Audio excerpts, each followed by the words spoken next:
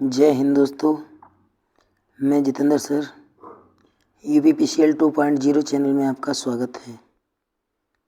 आप हमारे चैनल पर नए हैं तो चैनल को सब्सक्राइब ज़रूर करिए, लाइक शेयर अपने दोस्तों में कर दीजिए।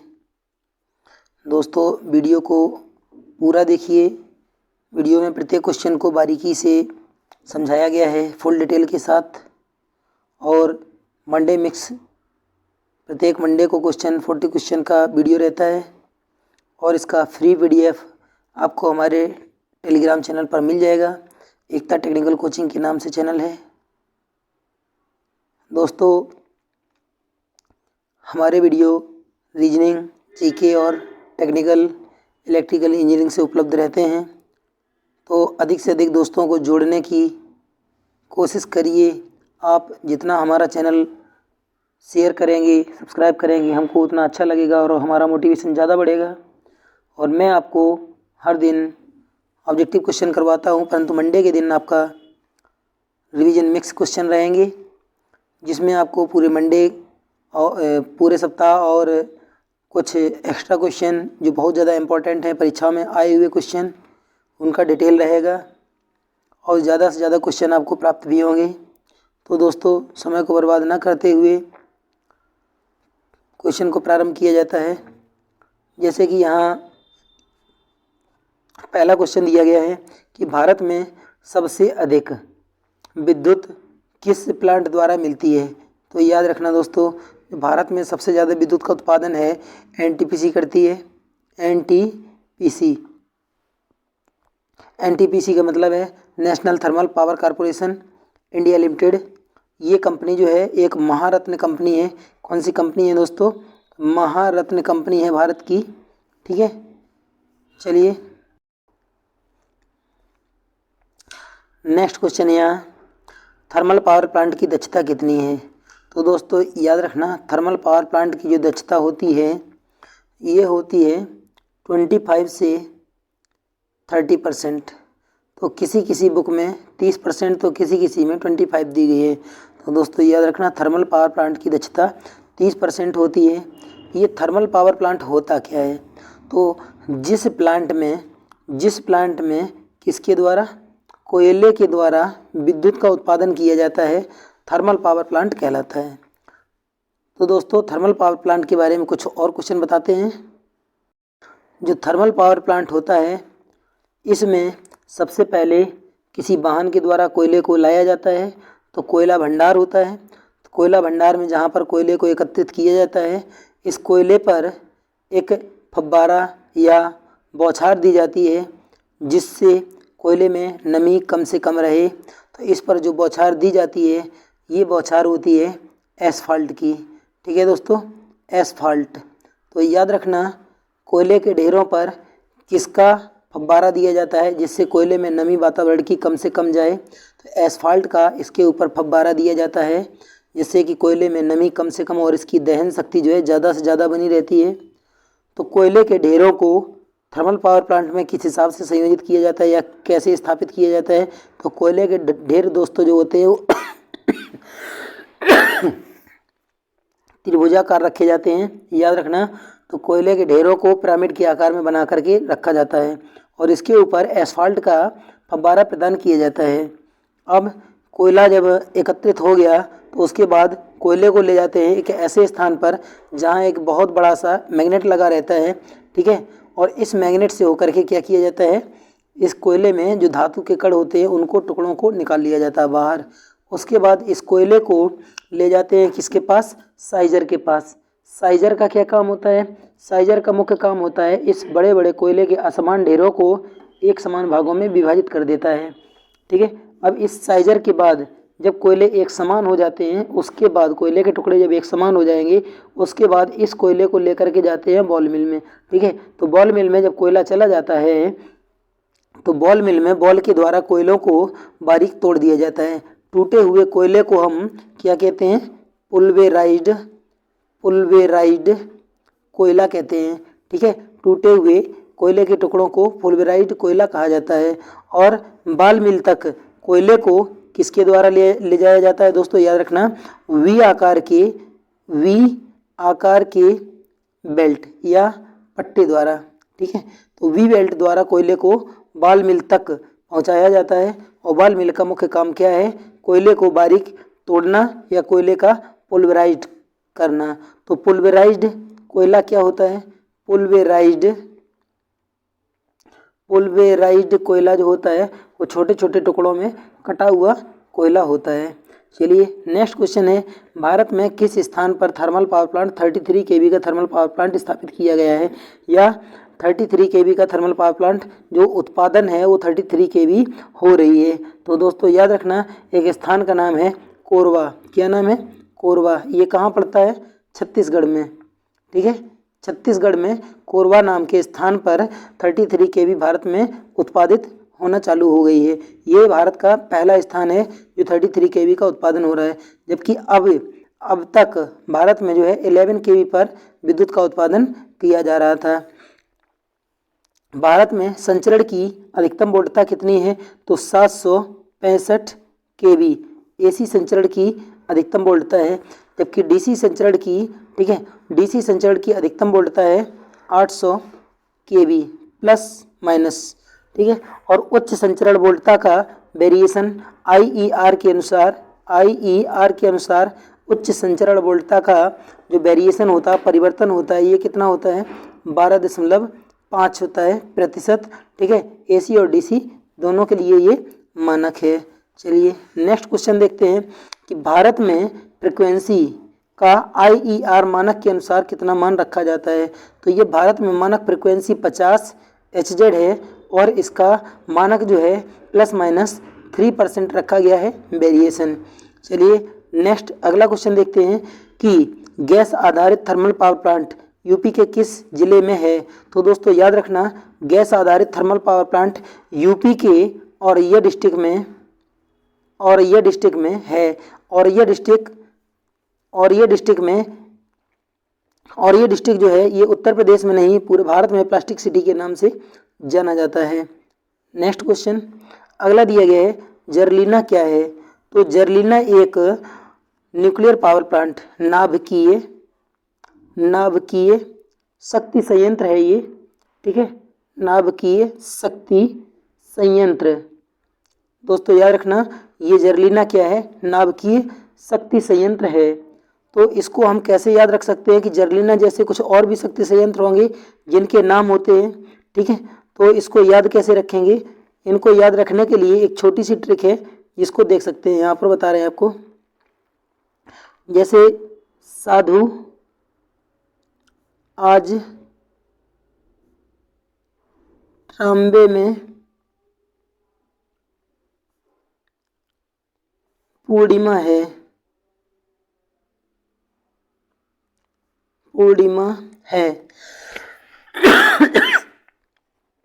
साधु आज ट्राम्बे में पूर्णिमा है। इससे हम लोग याद रख सकते हैं कि कौन कौन से न्यूक्लियर पावर प्लांट हैं।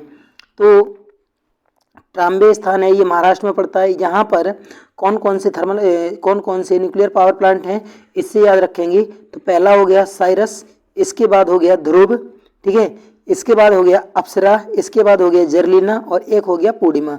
गिन सकते हैं फिर से, पहला हो गया साइरस, दूसरा हो गया ध्रुव, तीसरा हो गया अप्सरा, चौथा हो गया जर्लिना और पांचवा हो गया पूर्णिमा।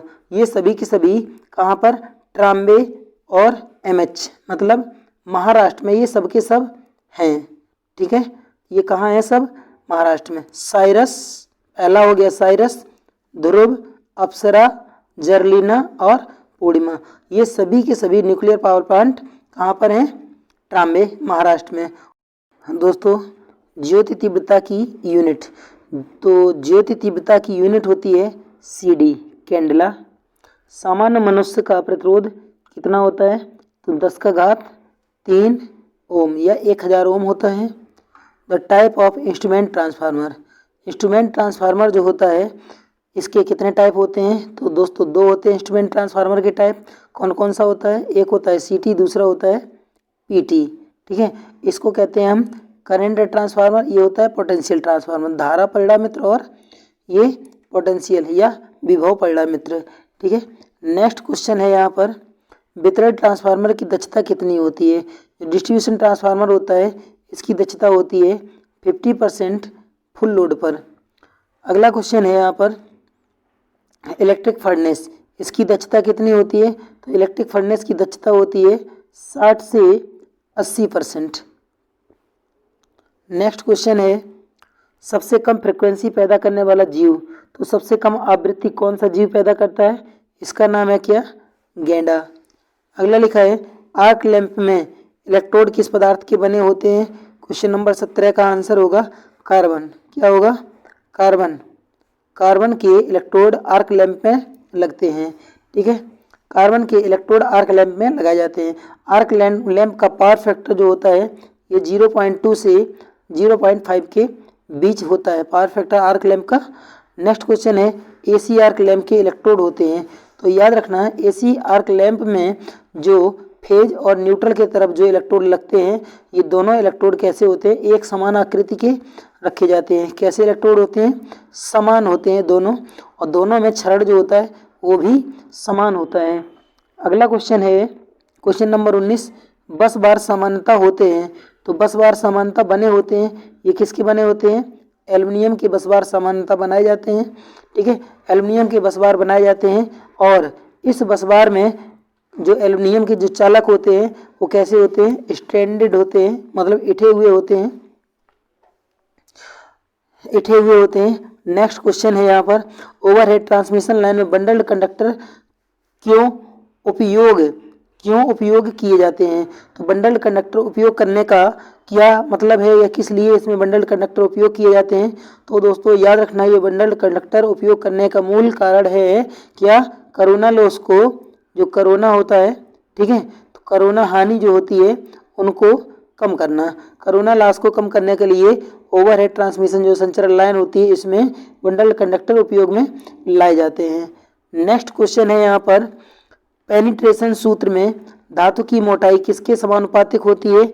तो दोस्तों पेनिट्रेशन जो फॉर्मूला होता है उसमें जो टी होती है डेप्थ, ठीक है, तो पेनिट्रेशन डेप्थ, ये टी को हम गहराई या कोई अगर मान लीजिए कि कोई अगर प्लेट है या स्लेट है, इसको अगर गर्म करना है तो इसके कितनी गहराई तक इसका टेम्परेचर जा रहा है उसको कहा जाता है इसकी डेप्थ पेनिट्रेशन में। ठीक है, तो ये होता है 1/, फ्रिक्वेंसी के वर्गमूल के बराबर या समानुपाती।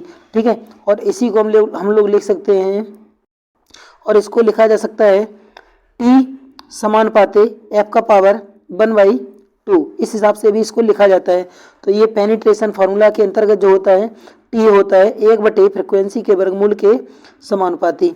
अगला क्वेश्चन यहाँ है, एनटीपीसी किस क्षेत्र की कंपनी है? तो दोस्तों याद रखना, नेशनल थर्मल पावर कॉर्पोरेशन जो है ये कौन सी कंपनी है? ये महारत्न कंपनी है, और ये पब्लिक सेक्टर की कंपनी है। किसकी? सार्वजनिक क्षेत्र की, सार्वजनिक क्षेत्र की कंपनी है, ये सार्वजनिक क्षेत्र की कंपनी है। सुन लो मेरे रसगुल्लो। क्वेश्चन नंबर 23, भारत में वर्तमान में कितने वोल्टेज का उत्पादन किया जाता है? तो भारत में उत्पादित वोल्टता कितनी है वर्तमान में? 33 केवी की वोल्टेज उत्पादन की जा रही है। ये कहाँ पर? कोरबा में। कहाँ पर? कोरबा नामक स्थान पर। ये कहाँ पड़ता है? छत्तीसगढ़ में पड़ता है। ये 33 केवी की सप्लाई यहाँ पर उत्पादित की जा रही है इंडिया में वर्तमान में। अगला क्वेश्चन है 200 केवी के सबस्टेशन के लिए कितनी जमीन की जरूरत पड़ेगी? ये यूपीपीसीएल में क्वेश्चन पूछा गया था। तो 220 केवी के सबस्टेशन बनाने के लिए कितनी जमीन की आवश्यकता पड़ेगी? तो ये है कि 50 एकड़। इसका आंसर आयोग ने सही किया था, 50 एकड़ जमीन की आवश्यकता पड़ेगी।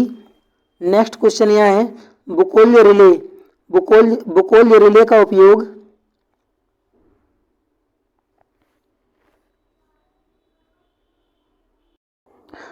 बुकोल्य रिले का उपयोग किसके साथ किया जाता है? तो बुकोल्य रिले का उपयोग किया जाता है ट्रांसफार्मर के साथ। दोस्तों याद रखना, बुकोल्य रिले का उपयोग किसके साथ किया जाता है? ट्रांसफार्मर के साथ। नेक्स्ट क्वेश्चन है D2O क्या है? तो D2O क्या है? ये D2O जो है क्या है? ये भारी जल, ठीक है, ये क्या है? भारी जल है। इसका रंग कैसा होता है? इसका रंग होता है ग्रीन, हरा रंग होता है, और इसका ये D2O है, इसको ड्यूटेरियम ऑक्साइड कहते हैं, भारी जल। इसका उपयोग किस में किया जाता है? जो आपके न्यूक्लियर पावर प्लांट होते हैं, नाभिकीय शक्ति संयंत्र, इसमें किसके लिए? शीतलन के लिए इसका उपयोग किया जाता है। शीतलन के लिए इसका उपयोग किया जाता है, ठीक है, कूलिंग के लिए। और जो वाहन होते हैं जैसे ट्रैक्टर है, ट्रक वगैरह है, इनमें भी शीतलन के लिए इसका उपयोग किया जाता है। अगला, ये गेल का फुल फॉर्म क्या है? Gas Authority of India Limited. Gas Authority of India Limited. GAIL का full form Gas Authority of India Limited है। ये भी एक भारत की महारत्न कंपनी है। अगला क्वेश्चन है, भारत में tram car Bharat tram car में फ्रिक्वेंसी कितनी होती है? तो भारत ट्राम कार में जो फ्रिक्वेंसी होती है, तो याद रखना ये कितनी होती है? 25 हर्ट्ज या 16 सही 2/3 HZ। तो दोस्तों ये सब याद करने में आपको कठिनाई होगी, तो इसके लिए मैं बताता हूँ। आपको करना है कितना? 50/1 सबसे पहले, 50/1 कामा 50/2, फिर कामा 50/3, ऐसे इसको याद रखना। तो ये हो गई भारत में मान्यता प्राप्त फ्रिक्वेंसी। और ये 50/2 का मतलब हो गया तुम्हारा कितना? 25 हो गया HZ। और ये 3 का जब भाग दे देंगे तो ये 16 48 2/3, ये दोनों हो गई रेलवे के लिए या ट्राम कार के लिए, ठीक है, ऐसे याद रखेंगे। तो भारत में ये ट्राम कार क्या होता है? ये रेलगाड़ी होती है, छोटी रेल जो विद्युत से चलती है, ठीक है, ट्राम कार कह सकते हैं इसको। अगला है जस्तीकरण। तो जस्तीकरण में किस धातु का लेप किया जाता है? तो याद रखना इसमें Zn, जिंक का लेप किया जाता है जंग से बचने के लिए। अगला क्वेश्चन है, अनुसंधान वर्किंग मतलब अनुसंधान कार्यों के लिए उपयोगी कोरलेस इंडक्शन फर्नेस, जो बिना कोर की इंडक्शन भट्टी होती है, ठीक है, उसमें कितनी फ्रिक्वेंसी की आवश्यकता होती है? तो याद रखना इसमें जो आवश्यकता होती है 1 लाख से 10 लाख HZ, ठीक है, 1 लाख से कितनी हर्ट्ज से? 1 लाख हर्ट्ज से 10 लाख हर्ट्ज, ठीक है, 10 लाख HZ आवृत्ति की आवश्यकता पड़ती है। नेक्स्ट क्वेश्चन यहाँ पर दिया गया है, the power factor of coreless induction furnace. तो याद रखना इसका वैल्यू होता है 0.1।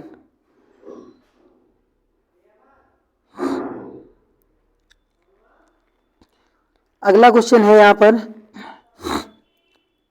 नीले हरे रंग का प्रकाश किस प्रकार का दीपक प्रदान करता है? तो दीपक को यहाँ पर हम बल्ब से समझते हैं। तो नीले हरे रंग का किस प्रकार जो लैंप होता है, ये दीपक होता है, कौन सा दीपक नीले हरे रंग का मिश्रित प्रकाश उत्पादित करता है?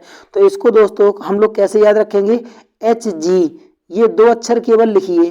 तो इसको हम क्या कहते हैं?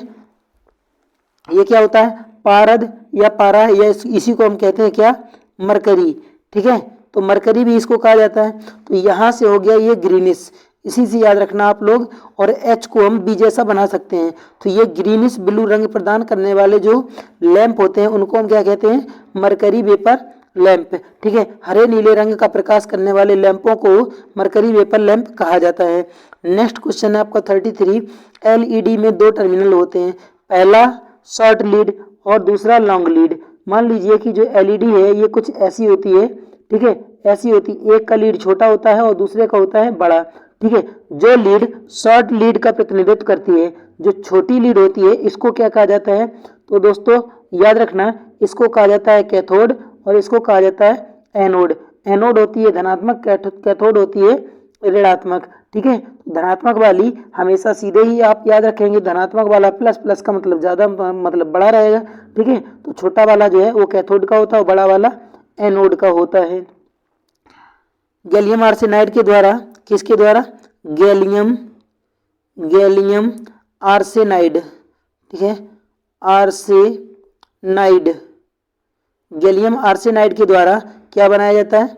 LED, इसको क्या कहते हैं? लाइट इमिटिंग डायोड जो है गैलियम आर्सेनाइड के द्वारा बनाया जाता है। अगला क्वेश्चन है, जूल की इकाई किस पैरामीटर में है? तो दोस्तों याद रखना जो एनर्जी होता है, ठीक है, एनर्जी होता है इसकी इकाई जूल होती है। अगला दिया गया है यहाँ question, single phase induction motor का टार्क पर निर्भर नहीं करता है। तो दोस्तों याद रखना, सिंगल फेज इंडक्शन मोटर का जो टार्क होता है ये गति एन पर निर्भर नहीं करता है। जैसे कि टी जो होता है यहाँ पर हम लोग लिख सकते हैं के R two E two square बटे R2 square plus X2 square.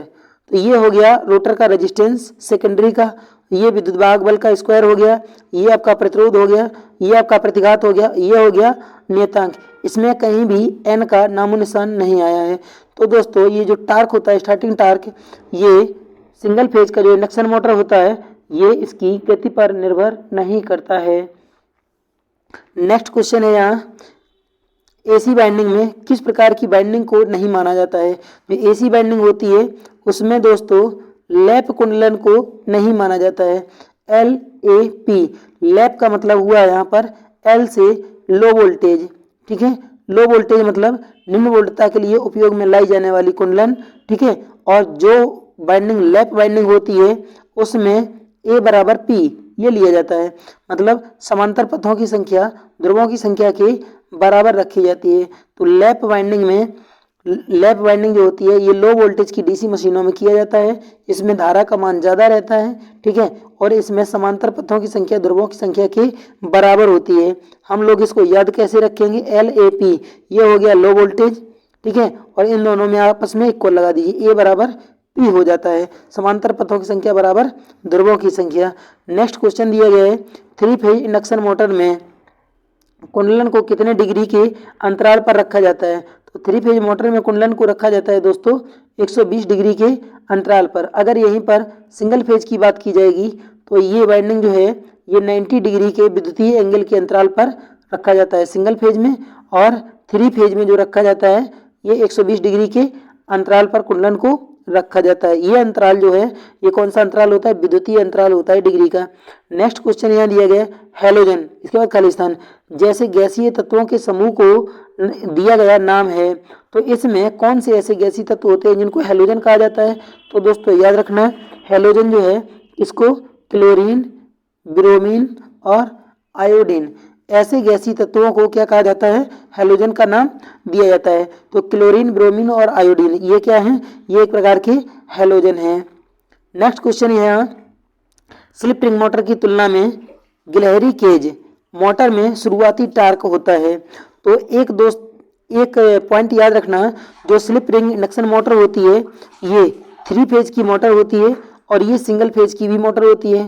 तो चाहे आपकी 3 फेज की मोटर हो चाहे सिंगल फेज की मोटर हो, इनके जो रोटर होते हैं ये कैसे होते हैं, ये बॉन्ड टाइप होते हैं, ठीक है, और बॉन्ड टाइप रोटर होते हैं। इन पर सिंगल फेज अथवा 3 फेज की दोनों मशीनों में जो रोटर होता है उस पर किसकी बाइंडिंग की जाती है, स्टार बाइंडिंग की जाती है। और स्टार का प्रत्येक टर्मिनल क्या होता है, स्लिप रिंग से जुड़ा होता है, ठीक है, और एक इसमें न्यूट्रल का भी। तो कुल मिला के 3 अथवा 4 स्लिप रिंग लगी रहती हैं। अब इस पर हम एक्स्ट्रा रेजिस्टेंस प्रदान कर सकते हैं। जिस वाइंडिंग के ऊपर हम रोटर के ऊपर अतिरिक्त प्रतिरोध प्रदान कर सकते हैं उसका प्रारंभिक कट टार्क जो होता है वो होता है ज़्यादा।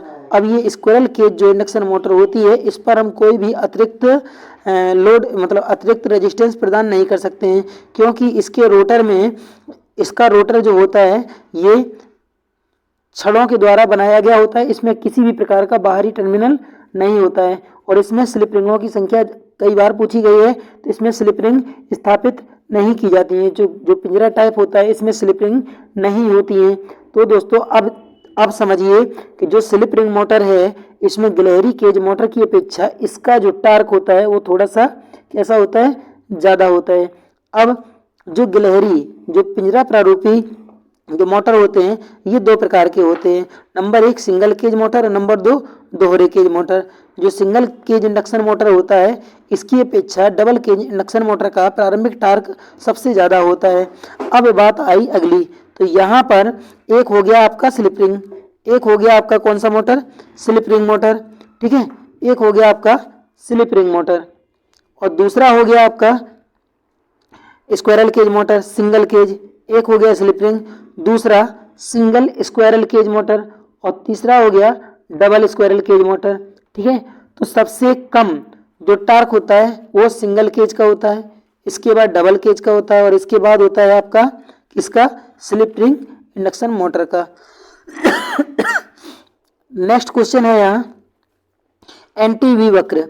एंटी वी वक्र ये किसके माध्यम, मतलब किसके मध्य बनता है? जो एंटी वी वक्र होता है ये कुछ इस प्रकार का होता है एंटी वी वक्र। ठीक है, तो ये होता है आपका पावर फैक्टर cos फाई और आई एफ, फील्ड करंट के बीच में जो आपका सिंक्रोनस मोटर होता है उसमें ये एंटी वी वक्र बनता है। ठीक है, इसमें इस साइड में लैगिंग और इस साइड में लीडिंग पावर फैक्टर रहता है, बाईं ओर आपका लैगिंग और दाईं ओर लीडिंग पावर फैक्टर रहता है। अब ये हम कैसे याद रखेंगे कि बाईं ओर लैगिंग और दाईं ओर लीडिंग पावर फैक्टर रहता है? तो एक सीधी लाइन कीजिए और यहाँ पर लिख दीजिए एल ए और यहाँ लिख दीजिए एल ई ए। तो इसको कैसे याद रखा जाएगा? एक साइड में और दोनों साइड में, दोनों को मिला लीजिए एक साथ। जब एक साथ मिलाएंगे तो ये एक लड़की का नाम बन गया जिसको हमारे दोस्त बहुत अच्छी तरीके से जानते हैं, जिसका नाम है लाली। लाली के नाम से इसको जाना जाएगा। ठीक है, तो ये एल ए जहाँ आ गया ये हो जाएगा लैगिंग और एल ई आ गया यहाँ हो जाएगा लीडिंग। ठीक है, तो दाएं साइड में लीडिंग पावर फैक्टर और बाएं साइड में लैगिंग पावर फैक्टर। अब देखिए वी कर्व को देखते हैं। जो वी कर्व होता है ये किसके मध्य बनता है? तो ये वी कर्व कुछ ऐसे बनता है। तो वी कर्व, तो इसमें भी वही पोजीशन, तो लैगिंग इधर और लीडिंग इधर पावर फैक्टर। ये होता है आर्मेचर धारा और क्षेत्र धारा के बीच। ठीक है, तो वी कर्व होता है आर्मेचर धारा और क्षेत्र धारा के बीच बनता है, जबकि आपका एंटी वी वक्र है ये पावर फैक्टर और क्षेत्र धारा के बीच बनता है। दोस्तों हमारा वीडियो कैसा लगा? अगर वीडियो अच्छा लगा हो तो वीडियो को लाइक शेयर सब्सक्राइब करें, ठोक करके कमेंट करें, जितना ज़्यादा से ज़्यादा हो सके पूरी दुनिया में फैला दो हमारे चैनल को। दोस्तों हम आपको टेक्निकल पढ़ाएंगे, कोई जीते या ना जीते हम जीत कर रहेंगे, सबको जीत दिलाएंगे। जय हिंद दोस्तों, thank you for my watching.